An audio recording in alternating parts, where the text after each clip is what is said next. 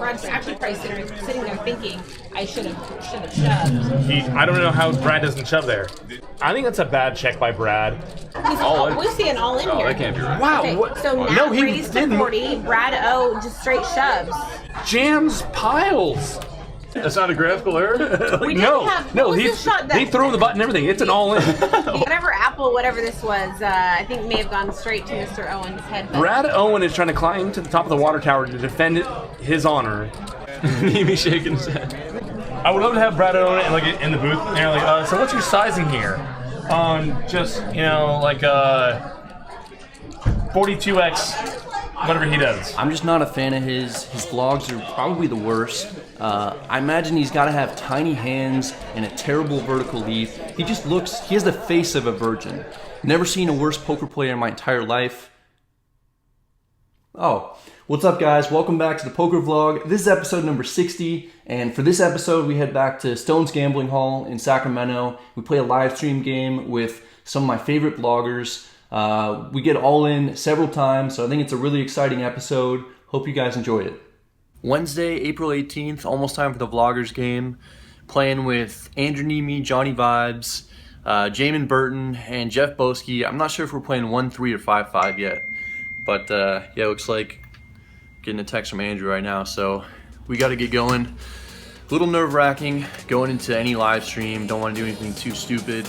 Playing against people who know what they're doing, and yeah, it's gonna be probably a tough game, but it'll be fun.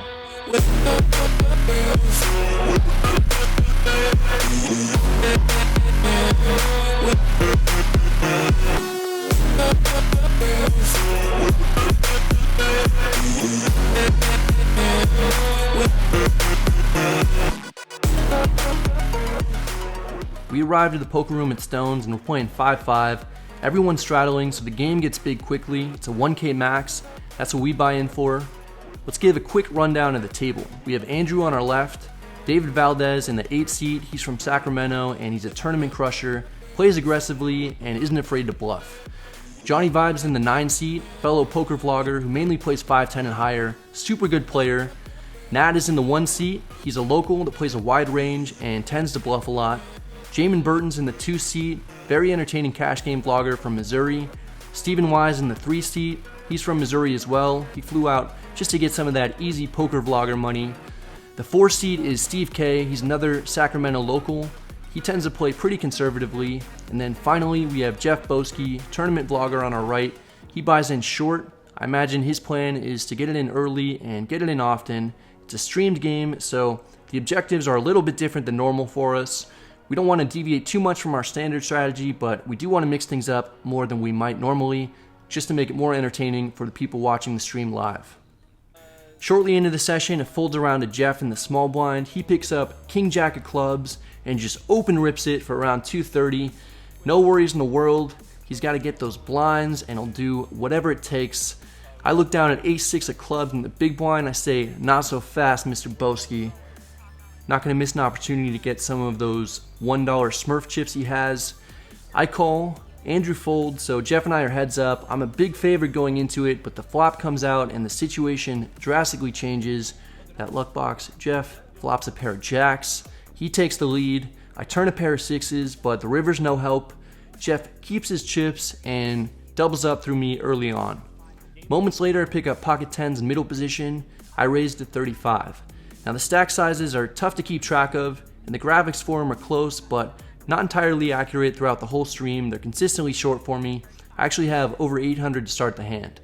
The action is now on David, and he puts in a 3-bet to 125. Folds back to me. The player definitely has it in him to 3-bet light. He's a tournament guy who's very aggressive, so there's no way I'm folding here. I'm either calling or 4-betting.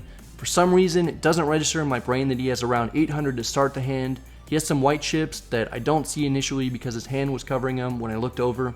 Thinking he only has about 450 to start the hand. So once it folds back to me, I put in a 4-bet to 400, thinking that he'll shove for 50 more, and I'm happy to get it in for that amount with pocket 10s. Little did I know he has way more than that. He 5-bet shoves and I snap call, only later realizing that the call was for around 800. Oh well, should be interesting for the stream. The flop comes out Queen 9-6, which in my mind isn't too bad because I still don't know what David has, but I'm bracing myself to lose. The turn is a jack. This is a weird card because I pick up some straight draw outs and I've got ace king in bad shape, but that's about all I'm beating. The river is a 10. This is a very strange card. I make a set, but I'm no longer beating ace king, and I'm still losing to pocket kings, queens, and jacks. Those are all the most probable hands that I'm up against, so I don't love it, but David doesn't seem thrilled about his hand, so I flip over my cards. He says I'm good. We get a big double up and are already winning over 700. The next hand, we're dealt ace queen offsuit under the gun +2. We open to 35. Andrew calls with jack 9 of clubs, and the button calls as well. The action's on Steve, who's the under the gun straddler. He puts in a 3-bet to 150. Looks like it could be a squeeze play. It's somewhat less likely because I opened from early position. That play would make a lot more sense if I opened from late position and got a caller or two in between. The general rule of thumb is that you shouldn't assume your opponents are making plays on you unless you've seen them do it before. Up to this point, I've only seen Steve 3-bet with pocket jacks, so I don't need to get involved here, especially in a spot where I could be dominated if he has a hand like aces, kings, or ace king. I fold, as do the rest of the players, and you can see Steve has the goods. He definitely played more tight than anyone else throughout the stream. This one is a weird one. There's a lot of game flow and history that comes into play, so I take a line that I wouldn't necessarily take against someone who I've never played against before. I opened to 35 with ace king from under the gun +1. David just flats with pocket queens in middle position. I don't expect him to have a hand this strong at all. Keep in mind that he 3-bet me and then 5-bet shoved on me with ace queen offsuit earlier, so I'm not thinking David's going to have the third best starting hand in all of poker's history. I expect him to show up with small to medium pocket pairs and some suited connectors. The rest of the players fold, so we're heads up. The flop comes king 9 deuce with 2 diamonds. We've got top. There are a few draws, but it's heads up, so I don't need to be worried about him too much. I don't want to scare David off with a bet. I check, thinking he's going to have nothing very often, and he's probably way behind. He's usually an aggressive player, so I want to give him a chance to bluff at it. Johnny actually made a fortune off of David, making bluff attempts against him.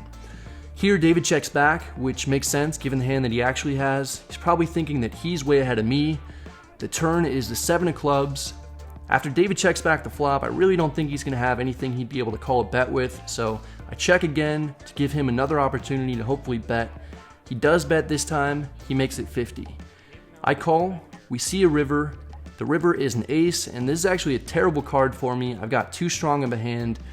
I end up checking. David checks back. Let's see what the commentators think about my check on the river. I think that's a bad check by Brad. What hands we're blocking ace king? Would our opponent really have? He might value bet ace queen, but once again we're blocking that. Are we really expecting David to just blast off here like on a diamond draw? Maybe he felt like that player was someone who just likes to fire. But yeah, I think on the river there, he needed to go for some value.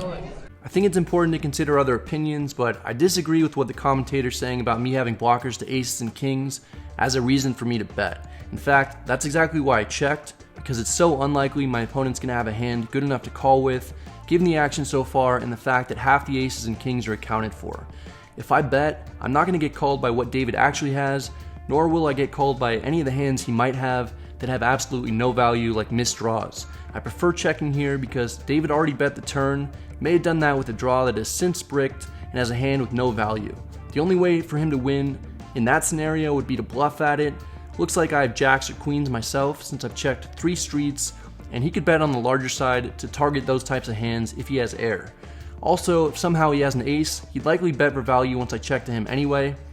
David just happens to have the best possible starting hand that he'll ever have in this spot, and doesn't need to bluff since he has a hand with value. No matter what, it would have been tough for me to get multiple streets of value from a hand that ends up being third pair. Now it's a bomb pot, and we pick up pocket kings, so we each put in some money pre-flop. There's no more action, we go straight to the flop, and it comes out 9-7-4 with 2 hearts. Checks to me. So strange to have an overpair in a hand that's 9 ways. You can never feel too good about it because there's a good possibility someone's going to have a set, a random 2-pair hand, or a big combo draw that has lots of equity. I have to bet though. I put out 90. Fortunately, no one has anything they want to call with. We take it down. Next, we're dealt ace king of spades under the gun +1 and raised to 35. Jamin calls on the button with jack 9 of hearts. Jeff picks up ace-queen offsuit in the straddle. He has a standard hand to shove with. There's already plenty of money in the middle relative to a short stack, and a lot of times he'll have the best hand, or he'll at least be flipping. He jams for 280 total. I snap call. Jamin lets his hand go. Jeff and I are heads up. Once again, I've got him in bad shape. The flop is 9-9 deuce with 2 diamonds. Jeff is going to need some help, and he gets it. The turn is another deuce, so we both have 2 pair with an ace kicker. The river's a blank. Jeff and I chop it up. No matter how bad he gets it in against me, that luck box always finds a way to get out of it and keep those $1 chips. Here's Stephen Y from Missouri, opens the 30 on the button, folds to me. I straddled and pick up ace-queen offsuit. I 3-bet to 120. Steve makes the call. The flop comes king 10 deuce rainbow. We have an overcard and a gut shot straight draw. Our hand has value, and Steve is going to connect with this board fairly often, like he does here, so I don't see any reason to bluff. I check, Steven checks back. The turn is another king. Again, I don't see a reason to bet. I check, and Steven checks back once more with trip kings. I don't ever expect him to have a hand that strong at this point. The river's another 10, giving Steven a boat. The way this hand is played so far, seems to me Steven might have an ace-high hand or a pocket pair that might have gotten counterfeited. I throw out $25, feel that I'm either ahead or we're chopping. Hopefully he's going to fold so that I don't have to turn over my hand and show him what I 3-bet with pre-flop. Steven's not going to fold a boat though. He just flats the $25 for some reason, I'm not sure. I'm thinking that we're going to chop, and then Steven turns over his hand. Get ready for my face once I see it. Yeah, so that one had me scratching my head a little bit. In this one, we straddle under the gun. David has pocket sixes and opens the 35. Jamin makes the call with queen jack offsuit in the cutoff. Steve calls with 10-9 and diamonds in the small blind. It's on me. 3-betting's fine, but I'd rather just call and close the action, so that's what I do. The flop comes king 7-3 with 2 clubs. All of us check. No one seems very interested. The turn is the deuce of spades. Small blind checks. I want to take a stab at it. The pre-flop raiser didn't bet flop, and Jamin checked when he was last to act, so it's not very likely either of them have much. The small blind is checked twice, so he probably doesn't have much either. From an outsider's perspective, I'm the most likely person to have a big hand, so I take advantage of that fact and fire for 115. I might bet in this spot with a king, any set, or any flush draw. Surprisingly, David makes an extremely light call with pocket sixes. Maybe he senses something's up, but still kind of dangerous with other players in the hand. The remaining players fold. The river is the king of clubs. This is a great card for my range and a terrible card for David. A lot of the hands that I was representing on the turn either made a full house, trips, or a flush. David probably would have c-bet if he had a king or a flush draw on the flop, so his range is mainly going to consist of missed spade draws and under pairs. I put out a pot-sized bet of 375 to continue my story that I've got a big hand and put David to the test. He lets it go quickly. We pick up a decent-sized pot. Later, I straddle from under the gun. Nat raises to 40 in the cutoff, folds back to me, and I have pocket 10s. This is a tricky spot, so I just rip it in for my whole stack. It's tough to play 10s from out of position. It's best just to get it all in. Nat tanks for a minute, and then makes a tough laydown with ace-8 offsuit. Let's hear what the commentators had to say about it. That really just happened. Open 35, stuff 1700. Yeah, the graphics weren't quite accurate. It was probably actually closer to 1800. I would love to have Brad own it and like in the booth. And they're like, so what's your sizing here? Just like 42x, whatever he does. Piggybacking on what I said earlier, it was probably closer to 45 times what he made it. Okay, let's talk about what really happened now. Right here you can see Nat in the 1 seat talking to me. He's saying that if it folds to him, he's going to raise to 40 without looking at his cards. I shoot a fake gun at him and I say, sounds good. Then I say if he raised blind and it folds back to me, I'm going to shove blind. I'm worried that might be binding, so about 2 seconds later, I say I'm just kidding, not going to do that. We're dealt our cards. It does fold to Nat. He raises to 40 and says he hasn't looked yet. Keep in mind that Nat is stuck a pile at this point. He's down multiple buy-ins. He's been trying to bluff in a lot of spots that haven't worked out. I look down at my hand and have pocket tens. It's a premium hand, especially against somebody who hasn't looked at their cards. There's about an 8% chance that he has a better pocket pair, and given the conversation we had earlier about me shoving blind, seemed like a fun thing to do. I could potentially get called very light. Obviously the commentators can't hear the table talk and have no idea what's going on, so in their minds I'm just some nut, but really I'm having fun, having a good time, and trying to make the stream a little more interesting. Nat looks at his hand, and it's actually quite strong for raising blind. He tanks for a full minute before giving it up. We almost got a call, and if we did, we would have been a 72% favorite. In the final hand that we'll go over, we're in middle position. Steve, who's the tightest player at the table, opens a 30 from early position with pocket jacks. The action's on me. I 3-bet to 100 with ace-queen offsuit.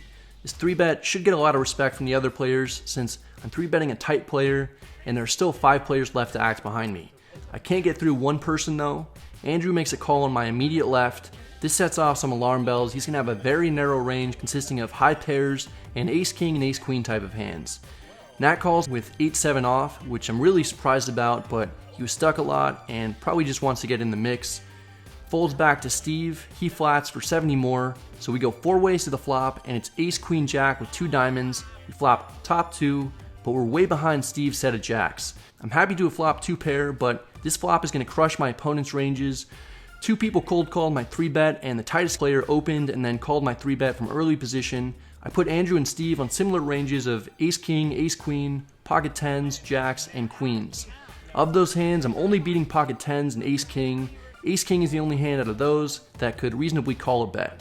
I put Nat on a slightly wider range. He could reasonably have me beat as well though. Steve checks his set. I have to bet, but honestly I don't love the situation given the action so far. I bet 175. Looks very strong. Andrew and Nat fold their hands, and Steve just calls with his set. This is super interesting because I thought if he had 2 pair or a set, there's a good chance he'd raise me since there are potentially so many bad cards for him. He's not going to want to see an ace, king, queen, or 10 on the turn. The turn is a dream card for me and one of those nightmare cards for Steve. It's another ace, giving me the best possible hand. Steve checks. I go with a small bet of 225. If he has ace-king, then he'll have to stick around and he's going to be drawing dead to only 3 outs. If he has any other full house, it might look to him like I have ace-king and he could potentially raise. Steve again just flats, so it really seems like he has ace-king. There are 4 possible combinations of ace-king and only 3 possible combinations of pocket jacks, so for that reason, it's more likely as well. If Steve had pocket queens, I almost definitely would have gotten raised on the flop, and there's only 1 possible combination of that hand, so I can pretty safely rule it out. The river is a complete blank. It's the 7 of spades. Steve checks for a 3rd time. Since he chose not to raise my flop or turn bets, it's pretty clear he's worried that he might not have the best hand. He has 1100 left in his stack and the pot's 1200. I need to decide how much I can bet that will get called by a hand like ace-king or possibly bottom full house. I don't think an all-in will be the most profitable. I choose to go with 700. Steve snap calls and shows up with the best hand I think he'll ever show up with given his line. I feel like I played it well. Let's see what the commentators think. I don't know how Brad doesn't shove there. Did you? I mean, if our opponent has ace-king, and they're going to call 700, they're probably going to call off the 1100 as well. True. Like if somebody's calling 700, they're calling off all of it. I mean, plus your shove there looks more bluffy.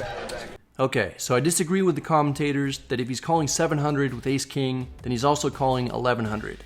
That's a bet of almost 60% more, and it just doesn't make a whole lot of sense. The other commentator then says that if I shove, it looks more bluffy too, so that's another benefit. Okay, let's look back at this hand one more time. The tightest player at the table opens from early position, and I 3-bet in middle position. I'm almost never 3-betting a tight player's early position raise light when I'm in middle position. Also, I get cold called in 2 spots, and then the tight player calls as well. A high connected flop comes out, and I bet into 3 players who all have ranges that theoretically should crush this flop. Once again, I'm just never ever having any bluffs in my range, given my line, who my opponents are, and the position I'm in. The turn pairs the board, it's heads up against the tight player, and I fire a 2nd bullet and get called. The river comes out, now I'm going to fire a 3rd bullet.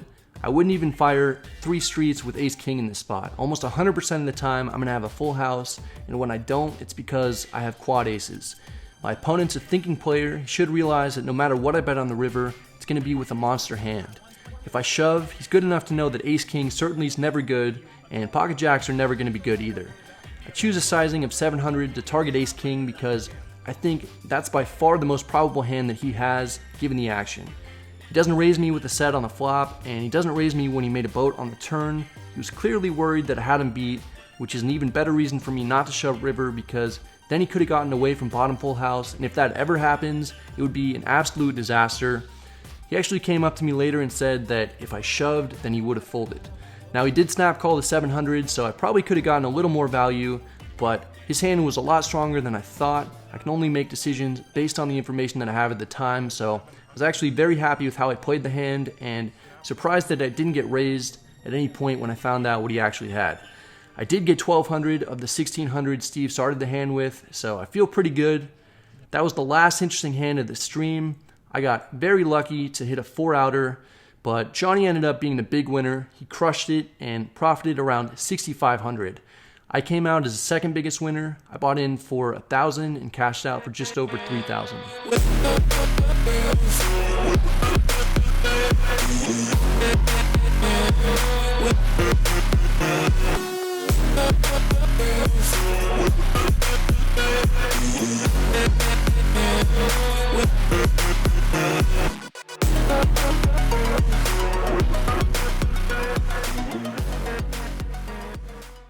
Just ended the stream. I won a little over 2K. Really good night for me. I ran great from the start.